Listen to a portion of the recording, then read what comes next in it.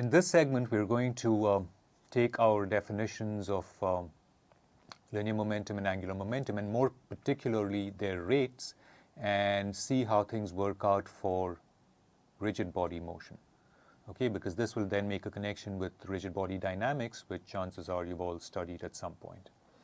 Okay, so remember the setting. We are now considering a motion where, if this is the reference configuration, the body is undergoing a translation maybe and a rotation, right? And we're going to compose the motion as consisting of that translation and the rotation, all right? What we're going to do here is we're going to look at the rates of linear and angular momentum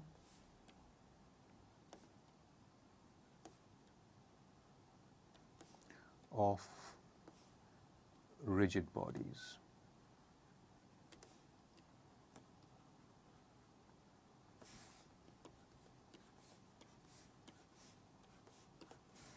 Okay, so here's the picture. We have the body in its reference configuration, omega naught. We have a position x, and let's suppose that this is the position of the center of mass, right, that we defined perhaps 2 segments ago, right? And then the body undergoes a motion, but this is a very special motion where you recall that we have phi equals c, function of time only, which is the translation, and we have a rotation, right, q, all right? And then this comes into, okay,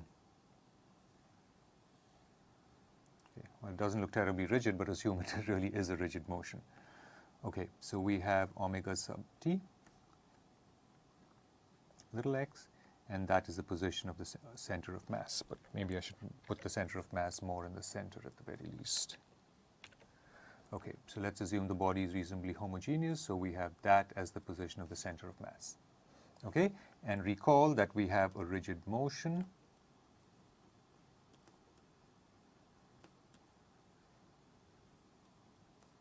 okay, which tells us that phi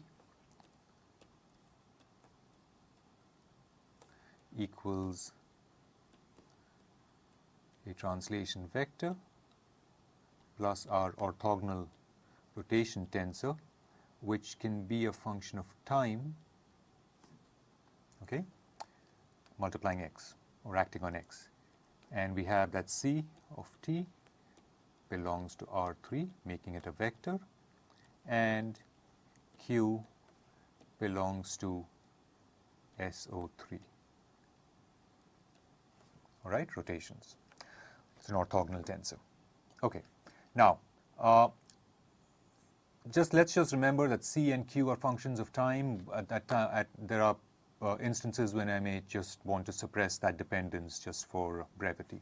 Okay, so what we have then is that the spatial position x, which is phi, is equal to c plus qx.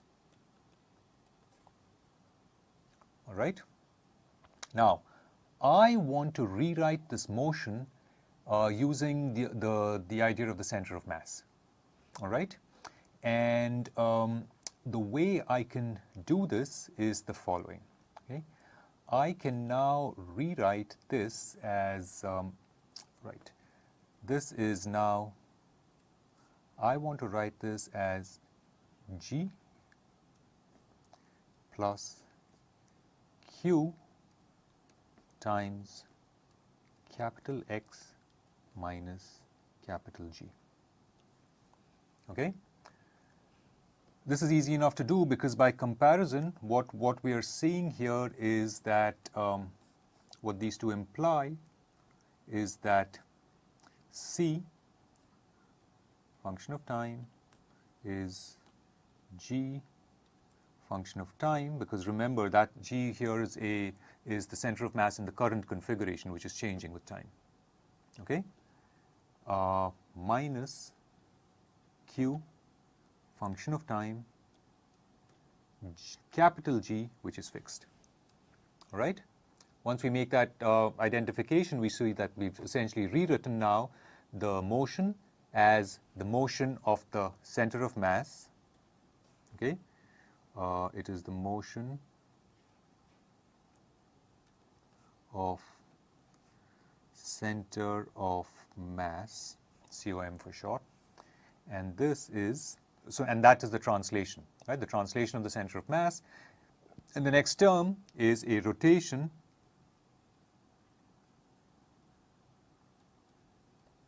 about the reference center of mass. Okay? So what we're saying is that the way we can describe any motion is we translate it and then rotate it. Okay, and that's completely equivalent to any other to any rigid body motion, right? Every rigid body motion can be decomposed as shown here. Okay, and this is the form that we're going to use. All right. Now, what that lets us do is write this relation, which is x minus g equals the rotation tensor acting on capital X minus g. On the left-hand side, I have the spatial position of every point in the deformed configuration from the spatial position of the center of mass. Okay, and what we're saying is that that is obtained just as the rotation q applied to the difference in positions in the reference configuration. All right? Essentially, this is fairly obvious, really. What it is saying is that if this is the reference configuration, if this is the current configuration, we look at 2 points, okay? And let's suppose that this point is the center of mass. We look at another point. What this is saying is that the vector linking them is just obtained. If you go back to the reference configuration, look at the vector linking those two material points, the center of mass and this other point, and then just apply the rotation to it, right? That gives us the new vector. Completely obvious. Okay? All right. Now, I am going to want to write out another relation here linking these two quantities. Okay? Well, not linking these two quantities, but something that's applied to each of them. Okay? So I'm going to say that let's just note the following. Okay? If we consider integral over omega t rho function of position and time acting on, multiplying x minus g d little v. Okay? This is equal to integral over omega t rho, I'm going to suppress arguments here, minus integral rho dv multiplying g. Okay, because g is the position of the center of mass, which does not depend upon position, which does not depend upon, it's no longer a spatially varying quantity, right? G is a function only of time. Okay, so I can pull it out of that integral. Okay, right? But then you observe that the way we defined g originally was in fact as integral over omega t rho x comma t little x d little v divided by integral over omega t rho d little v. Right? That's the definition of the center of mass. Okay? What that implies is that this quantity is equal to 0. Right? Okay?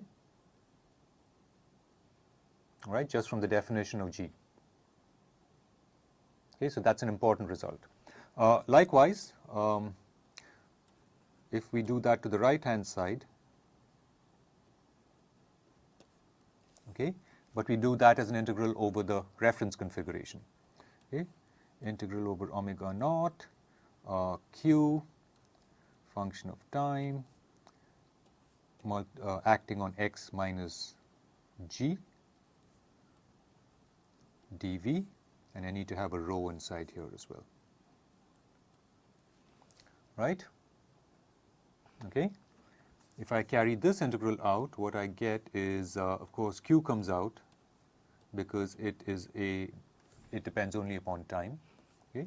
So we have q, here we have integral over omega naught, rho 0, function of reference position, capital X dv, minus integral over omega naught, rho 0, function of position, d capital V, multiplying g.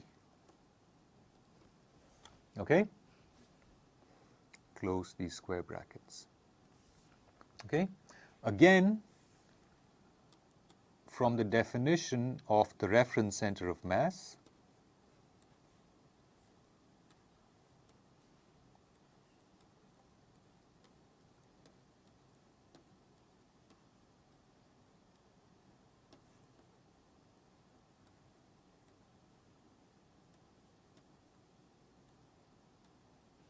from this definition, okay, what we see is that this term also equals the 0 vector.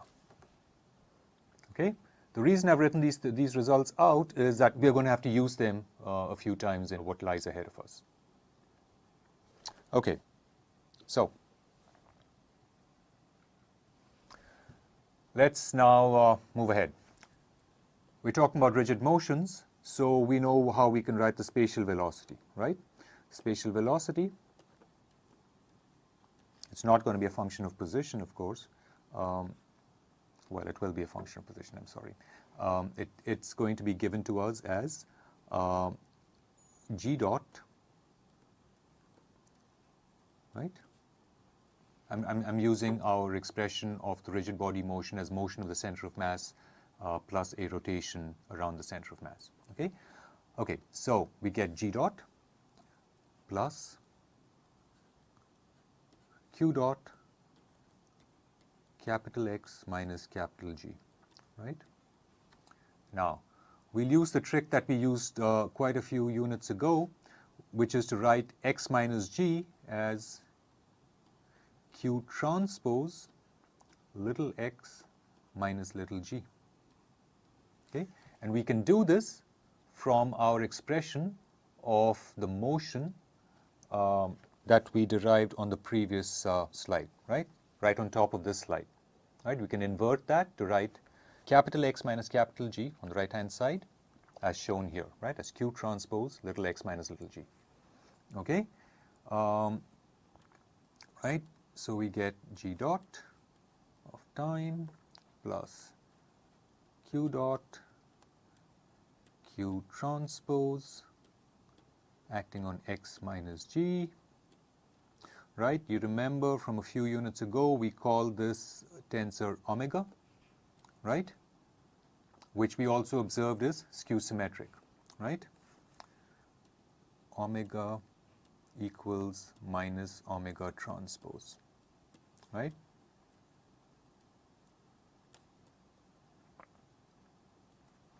And we showed why that is the case. Okay? What that lets us do is to say that we also derived this back then. We said that now the tensor omega acting on x minus g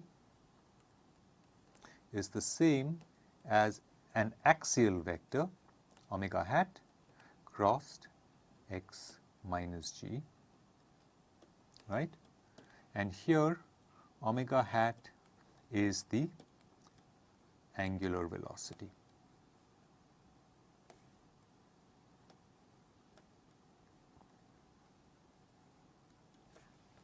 Okay, and in particular we made the observation that the tensor omega being skew symmetric can be written as 0 minus omega hat 3 omega hat 2 minus omega hat 1 0 0, and we have omega hat 3 minus omega hat 2, and here we have omega hat 1.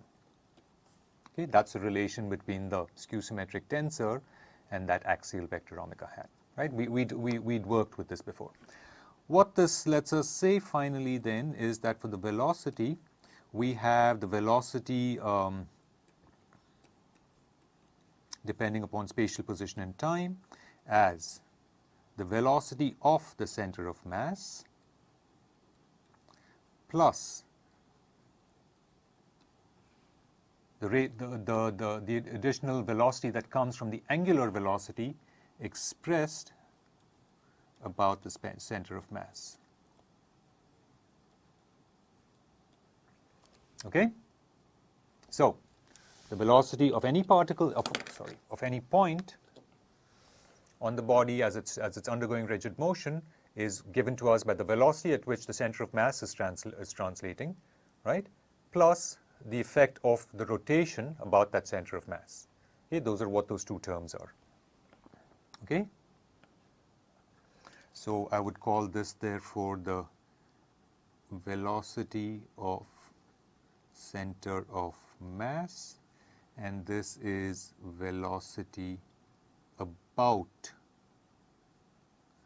that center of mass. All right?